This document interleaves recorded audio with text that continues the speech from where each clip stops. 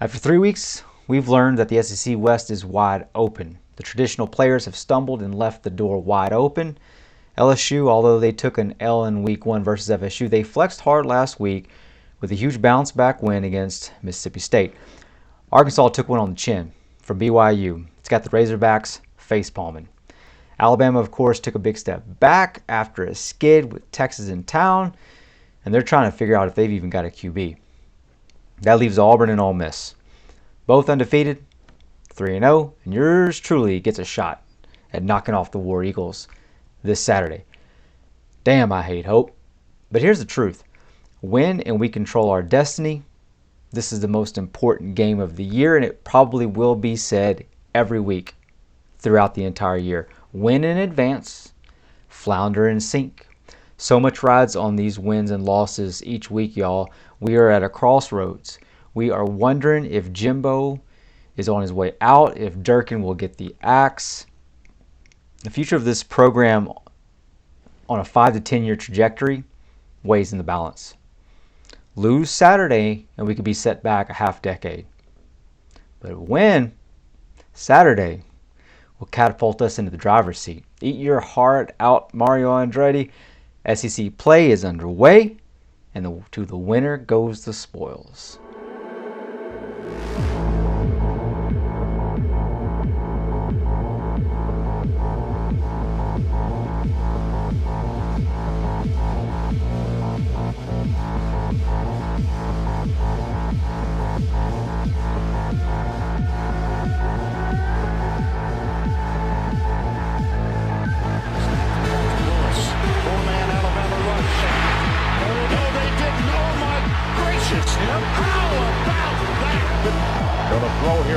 At the 20, at the 15, at the 10, 5, he is almost, he got a touchdown! He got left center field. It could be. It is a home run. Oh, doctor!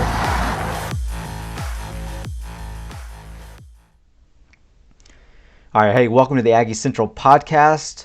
All the red asses out there know me, but for all you watching who can't decide if your mascot is a tiger or an eagle, I'm Central. If you've been here this long, you might as well go ahead and hit the like button. If you're digging the channel so far, comment. Let me know how you're doing. If you want more, you know what to do. Hit the sub button. Don't be afraid, you tigers, you war eagles. Hit the sub button so you can come on back and tell me what happens after the game. You know you're going to be chomping at the bit. If you win, if you lose, I won't hold it against you. All right. Who are the Auburn Tigers? That's the big question this year. We got a new head coach in Hugh Freeze, 2 new offensive coordinators. We're not really sure what to make of them. We're 3 weeks in. Let me show you what we're up against on offense. Okay. 3rd down version, long plays, sacks, tackles for loss. These are the 4 most important stats I see as it is when it comes to Auburn, okay? And really most any team in general. So right now they're 39th in 3rd down conversions. They're 80th in long plays from scrimmage, 57th in sacks allowed, right? So that's how many sacks they're allowing. That's where their ranking is. Now tackles for loss allowed, 47th. Would it surprise you if I told you that we lead them in every single one of these categories except one? Which one would you think that is? You're right. It's sacks. We have given up a few more sacks. We've played Miami. There's probably some reasons for this, but let's take a look at what their production has been. Rush, 5.2 yards per carry, 215 per game, and that's good enough for 18th in the country. 8.9 yards per pass, 212 through the air per game, 89th in the country. Total and out, 6.3 yards per play. They're doing 428 yards per game, y'all, and they're good enough for the 48th best offense in the country. Consider this. Who have they played? Okay. They've played UMass, Cal, Samford. The 84th best offense, the 42nd best offense, and an FCS opponent in Samford. So I was watching the Samford game this last weekend. To be honest, the FCS team, they handled them pretty easily. Auburn, you guys know you kind of, you flexed on them a bit. That might be a little bit of an overused and cliche term at this point, but you did what you needed to do. But you probably left your head, scratching just a little bit, a few times. You got stopped on a couple, fourth downs, third and shorts, stuff like that. Samford was able to leg out a couple of fourth and shorts, I believe, as well. Just like, what's going on here? Auburn was able to offensively do pretty much everything they wanted. Who you mainly need to know on this team is a combination of Peyton Thorne, the running backs, and the wide receivers. Offensive line, pretty solid. Here's Thorne. Thorne's 68% so far. He's doing 8.2 yards per pass on average. He's got 4 TDs but 3 interceptions. Now Ashford will come in from time to time. I don't see that being something that's going to happen regularly. He's the bigger guy. He's pretty huge. He's thrown at a 46% mark currently. If I'm going to predict something with this guy in this game, I think it's definitely going to be matchup based. Third and short, fourth and short, get him a few yards, maybe even some trickeration with acting like it's going to get you a run, but then they pop him out for a pass or something like that. That's definitely some ways I could see him getting worked in. Now, one of the reasons why Auburn is as effective as they have, especially for Peyton Thorne, is he's a nice combination of quarterback. He can throw, as I pointed out, with the 68% completion percentage, but he's got some nice wide receivers. He's got Johnson and Johnson. He's got Hooks and Fair. Most of them are not huge. 2 are. Well, I should say 1 is. Hooks. Hooks is a 6'4 guy, like 215 plus pound guy. Most of the others are rangy, but not big. Probably in the 5'10", 5'11 area. Sometimes even looking at like a 170 pound kind of guy. I mentioned all this for matchup wise. Matchups for me have been the biggest story for the Aggies in the first 3 games. Another guy to look out for Auburn is Rivaldo Fairweather. Tell me what you think about this guy. Auburn, he, I believe, is top 2 in receptions for your team currently. He's another 6'4", big, rangy guy. He can go up for some high-pointed balls, but for me, the story about Hooks and Fairweather is matchup-wise. We have smaller corners, in large part. Deuce Harmon might be a nice addition to help out with some of this, but between DeBerry and Chappelle, we're not the tallest guys out there. So anybody that's significantly over 6 foot, 6'1", especially in these 6'4" ranges, are going to pose quite a problem. Tight end particularly. When they set this guy out wide, or they're with him, close on the line, it's going to look like it's going to end up with a linebacker on him. And even if it ends up with some DB, we've got to consider the size differential there. And I think we've got potential for schematically where we're going to have to account for these guys. Durkin's currently already playing, the too high safety look. And as I've said, I'm not neither for this or against this. It's just it's going to be contingent on how we read the play. Are we reading pass quickly? Are we reading run quickly? And are we reacting? And that's how this defense lives and dies. Okay, so he might be looking to do something like bracket Hooks in particular. Now that's going to gather resources, and we're going to have to play a little bit more zone for this type of situation. They're not necessarily the fastest guys, but because of the size advantage, that does present problems for them or us covering them down the field. So it can leave themselves open for some long play potential. Let's kind of go back to this real quick, right? So look at their offense, long play potential. They were doing 80th. Now I want to point this out, right? A lot of these upticked quite a bit because they just came off the FCS opponent. Some of these even went up by or got cut in half, as a matter of fact. Total offense went down significantly, and that was just based off of the average yards per play. It changed probably within half a yard, I think, and that was enough to boost them up. And that's with a fairly easy slate. And I think that's had some of the boost, but I don't want to get that fooled, or I don't want that to fool us. They have the potential to take some shots downfield with their size. So running backs wise, Batty, not exactly sure. Auburn, correct me in the comments. Everybody seems to care about the pronunciations. I care about the production. And him and Damari Alston at running back are both very talented. They're not big. Hunter's probably the biggest guy who's been getting some significant carries. They got one or two other guys that are larger. They're just not getting many carries. But Hunter at 5'10", 210 is their biggest guy. And if I'm not mistaken, Batty is somewhere in the neighborhood of a Deuce Vaughn type, like a 5'7" kind of sitch. But you've seen how Deuce Vaughn runs. That guy knows how to come at you. And that's the same for this guy too. So he's very quick. He's very agile, twitchy, all those kinds of things. He's going to be tough to tackle even though he's small. Poses a very, very interesting matchup. Defensively. All right, so let's swing on over here and look at these guys defensively. Third down conversions, they're 5th in the nation. That's an eye-popping number right there. Long plays, 25th. Tackles for loss, they're getting a tick of 66th, and sacks 40th. Interestingly enough, where do you think the only category is that we do not currently have the advantage in? Every Aggie probably knows this. We've played Miami. We've seen how they attacked us with the garlic and the crosses and the holy water, and they sapped out all of the blood that we had that was going to be available for any Kool-Aid.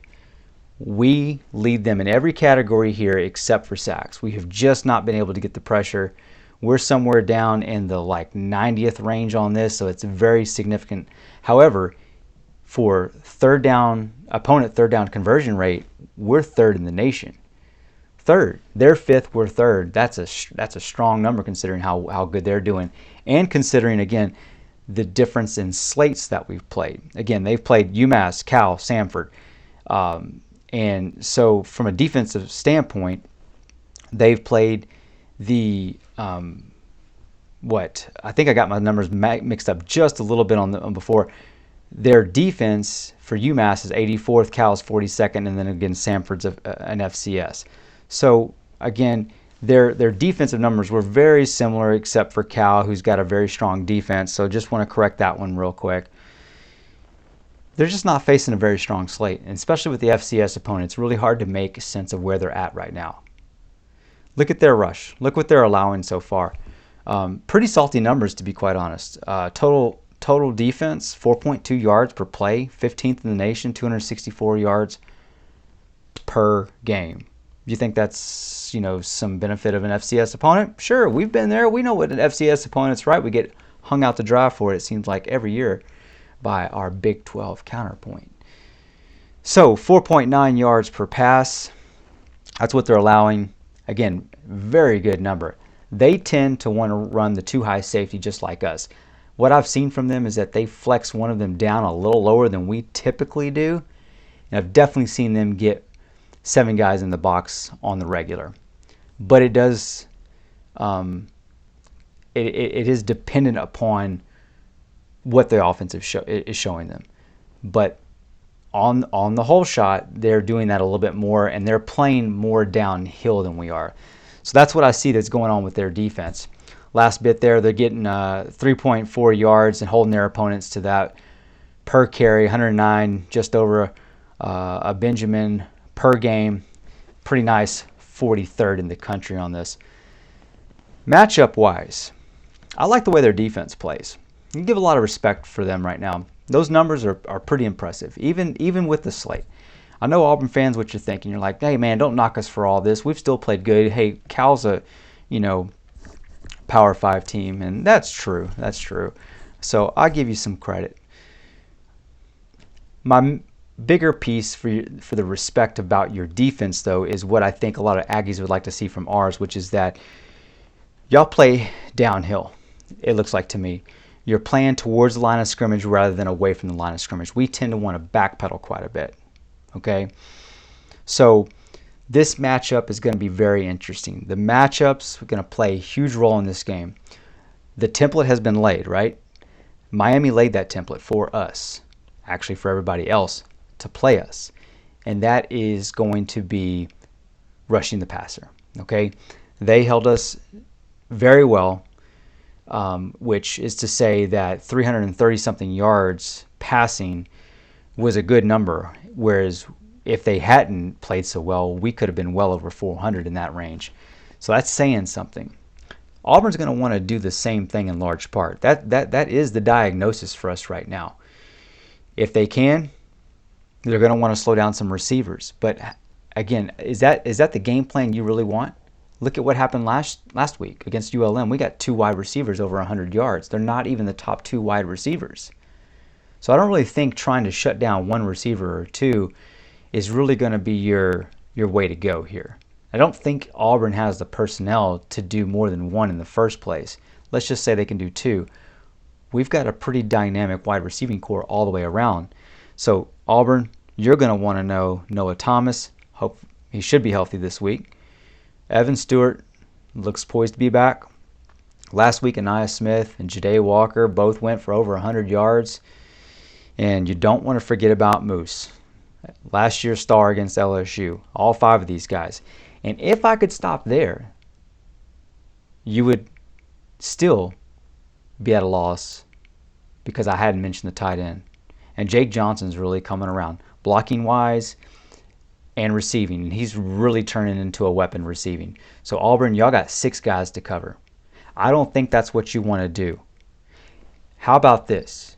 They're going to want to affect 1 guy instead of 6. If they can get to the quarterback, then they can get to the other 6. That's the game plan.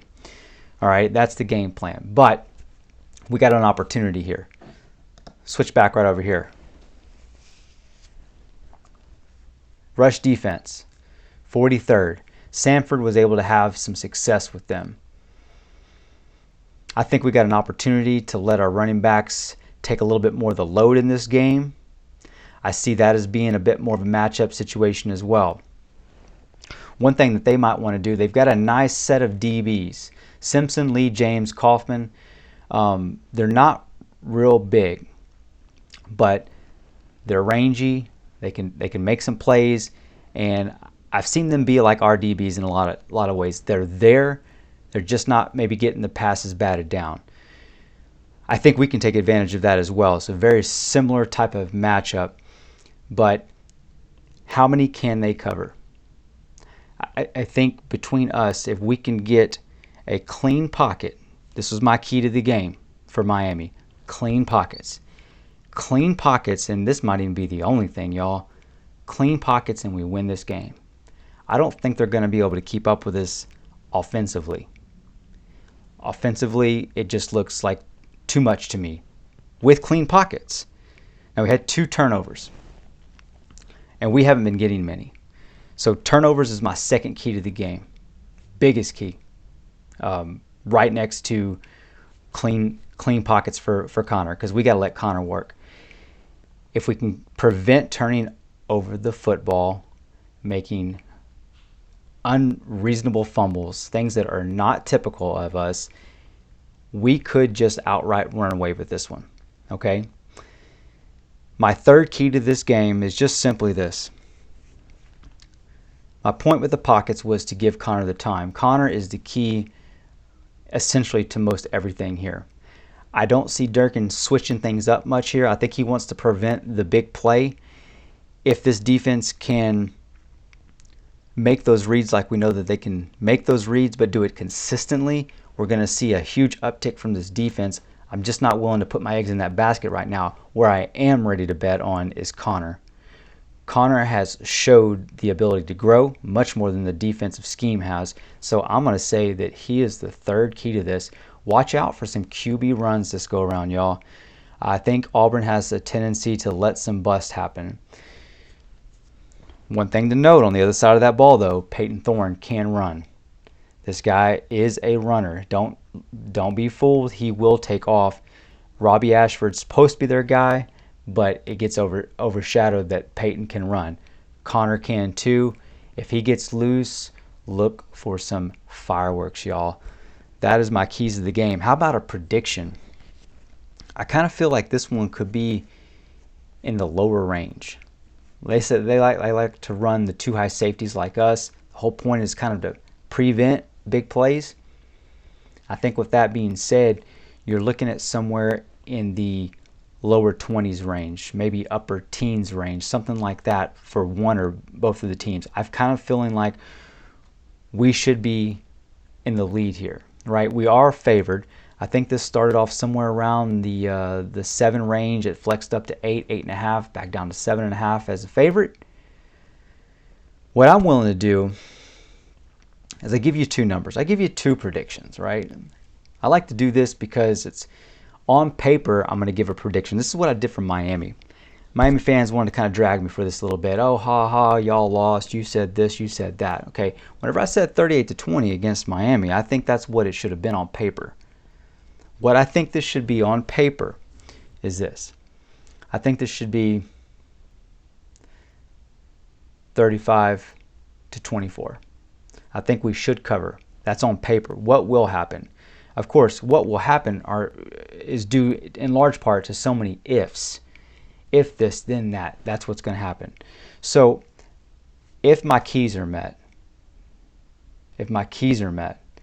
we're going to look at something closer to the 42 range, 42-20. I think the defense is not going to be affected so much to flex down on them. That would be a happy surprise if they could hold them under 20 points, but I have a hard time making that type of prediction. Our offense is capable of giving Connor clean pockets, and if they do, I think 42 plus is in play, y'all. That's what I think. That's what I'm sticking to it. Damn, I hate hope. Hope is so dangerous right now, but let's go get a win, and let's make this SEC West our oyster. All right, let's get them.